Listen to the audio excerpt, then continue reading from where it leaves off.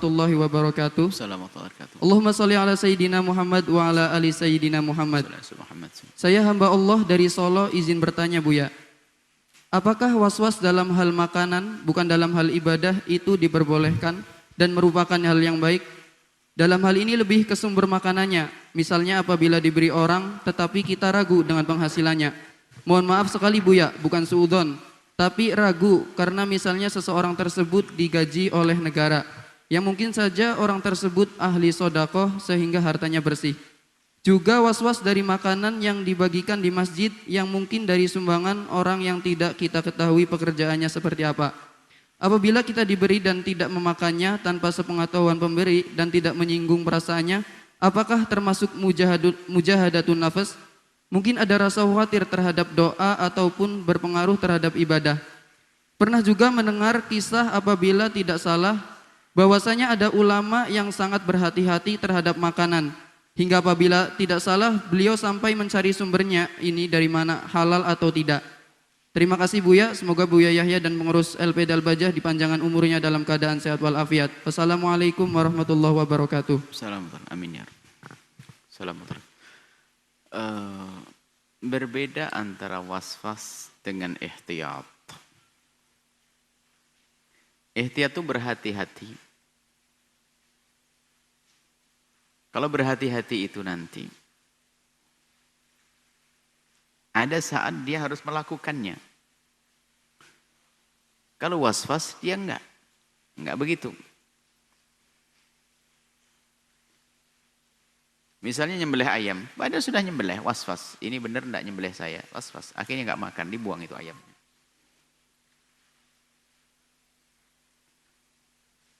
Sudah daging disampaikan, waduh jangan-jangan yang nyembelih orang enggak ngerti gimana cara nyembelihnya. Bingung sampai ke pasar sana, was-was. Was-was itu was-was. Tapi kalau urusan berhati-hati, itu dianjurkan, tapi bukan was-was. Berhati-hati misalnya begini. Anda diberi oleh seseorang hadiah yang orang tersebut mempunyai banyak pekerjaan yang haram. Pabrik minuman keras, tempat judi. Tapi ternyata dia juga punya kebun. Lalu dia memberikan hadiah kepada kita. Ini bukan was-was. Tapi ihtiyat. Kita jelas tahu bahasanya dia punya barang yang haram kok. Dan kita tahu dia punya barang yang halal. Cuman kan kita tidak bisa memastikan yang diberikan kepada kita bagian yang halal atau yang haram. Maka sah yang demikian ini adalah kita berhati-hati. Artinya apa? Jika seandainya kita diberi pemberian dari orang tersebut tidak bisa dikatakan haram. Karena bisa jadi itu dari yang halal. Tapi tidak bisa kita pastikan itu halal karena bisa jadi itu dari yang haram. Maka sesuatu yang tidak bisa disifati halal dan tidak bisa disifati haram, ulama atau baginda Nabi menyebut adalah syubhat. Jadi kalau orang makan barang syubhat ada tidak dosa. Karena bukan sesuatu yang haram. Cuman syubhat itu adalah mendekati keharaman. Kalau orang biasa syubhat nanti takut kejerumus dalam keharaman. Nah, pun demikian, ada kalanya syubhat pun harus kita makan untuk sebuah tujuan. Menjaga hati seorang mukmin jauh lebih harus kita jaga. Misalnya dia menghindarkan makanan kepada Anda. Anda datang ke rumahnya untuk silaturahim karena untuk berdamai dalam beberapa permasalahan. Anda tahu dia adalah punya riba, punya ini dan tetapi menghindarkan agar-agar, menghindarkan minuman.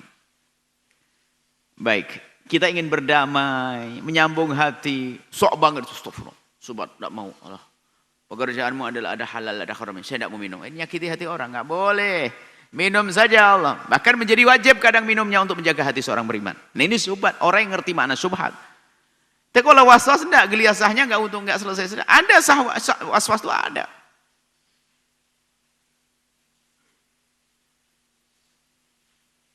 Was-was itu ada. Biasanya dalam penyembelihan. Nah, kemudian kalau bangun masjid dan sebagainya. Tidak diajarkan kita melacak, namanya fudul. Pengen melacak, dari mana sumbernya? Cukup kita memberitahu bahasanya, jangan diberikan ke masjid, ini adalah uang riba, jangan bikin, selesai begitu. Bukan setiap orang nyumbang dari mana sumbernya. Oh, nyakiti hati orang mau berbuat baik kok.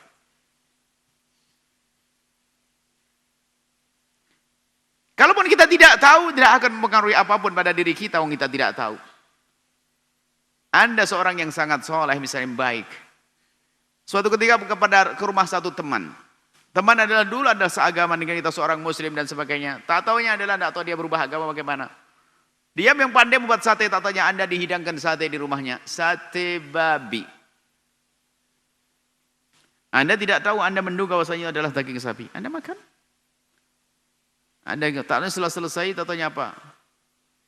Baru selesai makan, tak taunya di rumahnya sudah berubah, ada tanda-tanda sudah berubah agama. Terus, tadi apa? Yang saya makan tadi? Babi. Hah? Ayo. Dibanding makan adalah apa? Tidak tahu, nggak dosa waktu makannya. Oh, nggak tahu dia. Ya nggak akan mempengaruhi insya Allah. Karena apa? Dia tidak tahu, orang tidak tahu. Maka ini adalah adab, perlu juga menggunakan adab. Jadi jangan sampai mentang-mentang kita misalnya sudah hijrah dari keharaman, atau kita ingin membersihkan makanan kita dari yang haram, pesantren kita dari yang haram, pohon masjid dari yang haram, lalu kita menyakiti hati orang. Oh, menyakiti hati orang dosa besar. Bisa jadi orang itu memang orang yang mau hijrah, mau tobat. Tapi kita sakiti, Pak Haji, dari mana duitnya? Yang haram nggak boleh lah. Wah, nggak boleh itu haram. Nyakiti hati orang nggak? Dan kita tidak wajib menanyanya. Kecuali dia berkata bahasanya alhamdulillah, pakai alhamdulillah lagi. Semalam saya berhasil menang judi. Oh, pakai alhamdulillah judi. Mumbang ke pondok, oh enggak, jangan diterima. Dia terang-terangan kok mau menghina.